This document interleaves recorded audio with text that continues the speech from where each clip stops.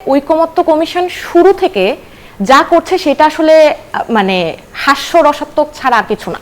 জাতীয় ঐকমত্য কমিশন তৃতীয়বারের মতো তাদের যে বৈঠক সেটি শুরু করেছে এরই মধ্যে সামনের মাস থেকে একেবারে পুরোপুরি সেটি হবে এবং এই টাইম ফ্রেমের ভেতরে তারা সব রাজনৈতিক দলকে নিয়ে একটা ঐকমত্যে পৌঁছতে চায়।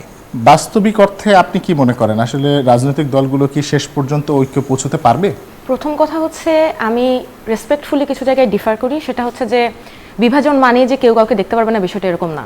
যখন আপনি বিভাজনকে মতানৈক্য বলবেন এবং তার পরবর্তীতে বিভিন্ন জায়গায় গিয়ে পপুলিস্ট কথা বলবেন সকলের সামনে এবং আড়ালে আবদালে হচ্ছে আবার একে অন্যকে দেখতে পারবেন না, এই ধরনের কাজ করবেন, তখনই আমার কাছে মনে হয় যে প্রকৃত রাজনৈতিক পরিস্থিতিটা আসলে হুমকির মুখে পড়ে। বিষয়টা হচ্ছে যে ঐকমত্য কমিশন শুরু থেকে যা করছে সেটা আসলে মানে হাস্যরসাত্মক ছাড়া আর কিছু না। কারণ সত্যিকার অর্থে আপনি দেখেন, যারা আমার পাশে একটা সহ আলোচক আছেন তারা তো রাজনৈতিক দলের কাণ্ডারি, তারা রাজনৈতিক দলকে রিপ্রেজেন্ট করেন। আমরা যারা আছি আমরা কিন্তু দলগুলোকে দূর থেকে দেখি, বাইরে থেকে দেখি, সাধারণ মানুষ কিংবা শিক্ষার্থীদের মানে দৃষ্টিভঙ্গি থেকে দেখি।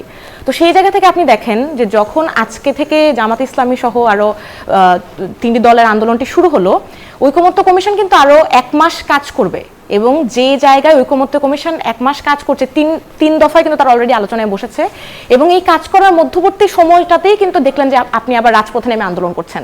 তাহলে যে জায়গায় রাজপথে নেমে আপনি আন্দোলন করছেন সেই একই দাবিতে আবার আপনি এসি রুমে বসে বয়েজ ক্লাব করে ঐকমত্য কমিশন করছেন। বয়েজ ক্লাব বলছি কারণ এখানে তো কোনো নারী নাই।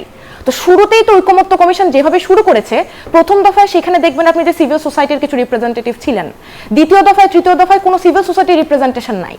মানে যারা হচ্ছে জুলাই অভ্যুত্থান করেছে সবাই তো এনসিপি করে না, সবাই এবি পার্টিও করে না, সবাই বিএনপিও করে না, সবাই জামাত ইসলামীও করে না। তো যারা বাকি যে এতগুলো মানুষের যে স্টেক হোল্ডার, সেই স্টেক হোল্ডারদের নিয়ে কোনো কথাবার্তা নাই।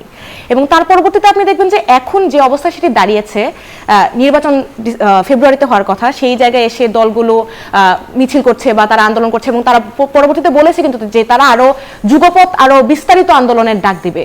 তো আগামী 1 মাসে ঐকমত্য কমিশন আসলে তাদেরকে নিয়ে কোনো মানে স্থিতিশীল কোনো সমাধানে আসতে পারবে কিনা এটা নিয়ে আমাদের শঙ্কা আছে। এবং এর পাশাপাশি শঙ্কাটি আছে এই নিয়ে যে ঐকমত্য কমিশন আসলে সকলের কথা বলে না, যে ঐকমত্য কমিশন সকল জনসাধারণের কথা বলে না, একই জায়গায় আপনি ঐকমত্য কমিশনের এসি রুমে বসে মিটিং করছেন, মিটিং থেকে বের হয়ে পরস্পরের বিরুদ্ধে বিষোদ্গার করছেন, সেই ঐকমত্য কমিশনের ওপর এবং সেই রাজনৈতিক দলগুলোর ওপরও আসলে আমি ভরসা রাখতে পারি না।